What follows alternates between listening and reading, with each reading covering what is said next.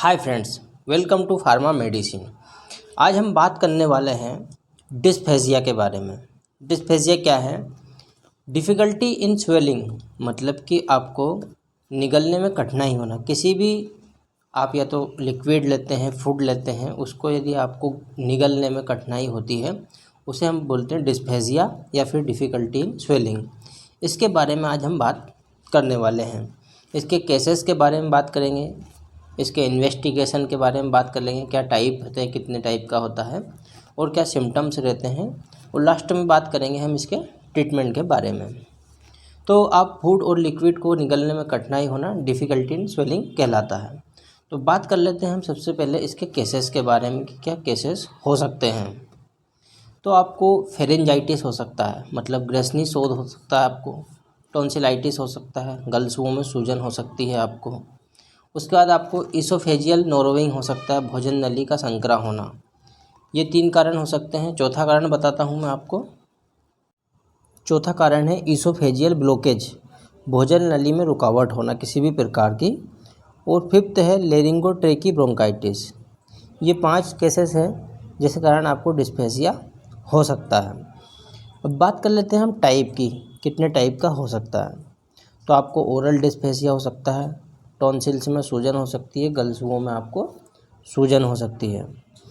और थर्ड है inflammation of stomach, मतलब पेट में आपको सूजन हो सकती है या इन्फेक्शन हो सकता है किसी भी प्रकार से।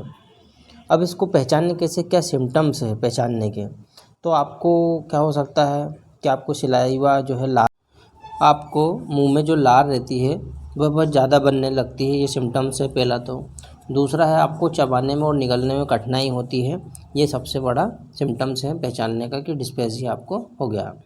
और आपको खांसी आ सकती है खाना खाते टाइम, निगलते टाइम या पानी पीते टाइम, कुछ भी जूस पीते टाइम भी आपको खांसी आ सकती है।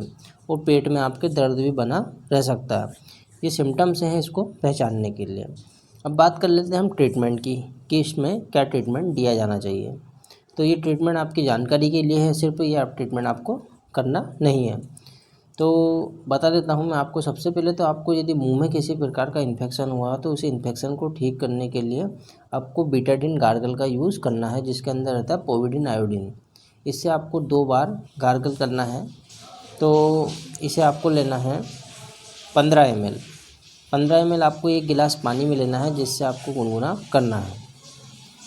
और उसके बाद इससे आपको गार्गल करना है। और दर्द के लिए मैं बता देता हूँ आपको, इसे दर्द के लिए लेना है डायनापार टेबलेट आती है, फिर कालपोल आती है, पैरासीटामोल जिसके अंदर रहता है, डोलो भी आती है। इनमें से कोई सा भी ब्रांड आपको लेना है।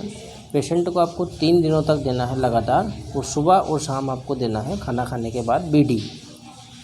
और इसमें बैक्टीरियल इन्फेक्शन के लिए आपको एजिथ्रोमाइसिन चलाना है 500 mg, जो कि एजीबैक्ट या जिथ्रोक्स किसी भी नाम से आप मार्केट से ले सकते हैं। ये भी आपको 3 दिन तक देना है, 1 गोली सुबह 1 गोली शाम को खाना खाने के बाद। तो और यदि पेशेंट को खांसी आ रही हो तो उस खांसी के लिए आप सिरप दे सकते हैं उसे, अच्छा कोई सा भी गिरलिंटस दे सकते हैं जिसके अंदर टर्बुटालाइन रहता है, ये सिरप आप इसे दे सकते हैं। यदि पेशेंट को एसिडिटी हो रही हो, पेट में दर्द हो रहा हो, गैस बन रही हो, तो आप उसे एक एसिलाक भी दे सकते हैं, जिसके अंदर रेनिटिडिन 150 mg में रहता है। ये खाली पेट देना है आपको। तो 1 गोली सुबह 1 गोली शाम को आपको खाली पेट देना है 3 दिनों तक लगातार। और आपको यदि पेशेंट को लग रहा है कि यार मुझे बहुत कमज़ोरी है, भूख नहीं लगती हो, तो आप उसे एक मल्टीविटामिन सिरप भी दे सकते हैं। आप जिंकोविट दे सकते हैं या फिर A to Z दे सकते हैं, कोई सा भी मल्टीविटामिन अच्छा आप पेशेंट को दे सकते हैं। ये ट्रीटमेंट है, बहुत सिंपल सा ट्रीटमेंट है, जिससे पेशेंट को 2 से 3 दिन में आराम मिल जाएगा। उसके बाद उसकी सारी प्रॉब्लम ख़त्म हो जाएगी।